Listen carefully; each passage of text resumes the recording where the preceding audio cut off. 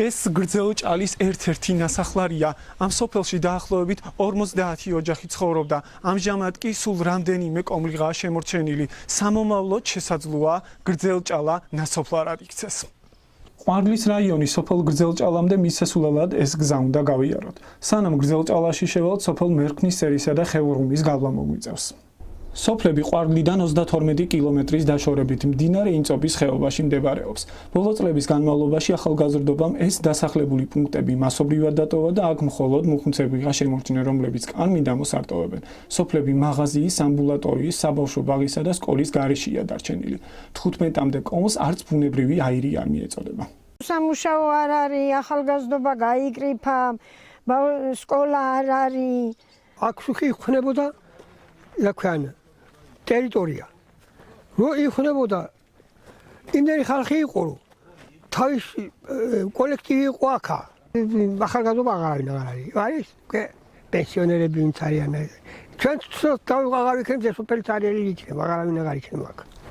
დაახლოებით 16 წელია რაც მერქნის ცერში ხევრუმასა და გრძელჭალაში ბავშვი აღარ დაბადებულა. ერთადერთი არასრულწლოვანი 17 წლის ივერი საფარაშულია, რომელიც დაახლოებით 4 კილომეტრს თელავის რაიონის სოფელ ლაფანყურის საჯარო სკოლამდე ფეხით გადის. ივერის სკოლამდე გადაადგილების ხარჯებს აქამდე ყვარლის მუნიციპალიტეტის გამგეობა ფარავდა, თუმცა საფარაშულს ეს დაფინანსება შეუწყდა. გაკვეთილები იწყება დილის 9 საათზე და გადასვლაში მინდა დაახლოებით 1 საათი 45 წუთი. განსაკუთრებით რთულია ზამთარში სიარული, იმიტომ რომ არის საშიშროება ნადირის მხრიდან, ასევე ძალიან ცივა და თოვლის დიდი მოდის.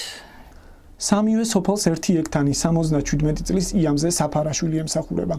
40 წელზე მეტია, რაც იამზე მოსახლეობას პირველად სამედიცინო დახმარებას უწევს. მიუხედავად იმისა, რომ ძალიან შორს ვართ რაიონულ ცენტრს, მაინც ხდება დახმარებები ადგილზე. ემსის გაკეთება, წნევის გაზომვა. კახეთის გუბერნატორი ფიქრობს, რომ სოფლებიდან მოსახლეობის გადიდებას და ქალაქის მაცხოვრებლების ხვედრითი წილის გაზრდას ეკონომიკური განვითარება იწვევს.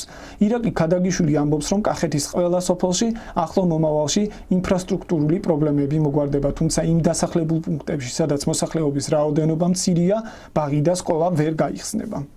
მაქსიმუმ 2-3 წელიწადში არ დარჩება სოფელი, სადაც არ მივიდეს თქვა იგივე გაზიფიკაცია.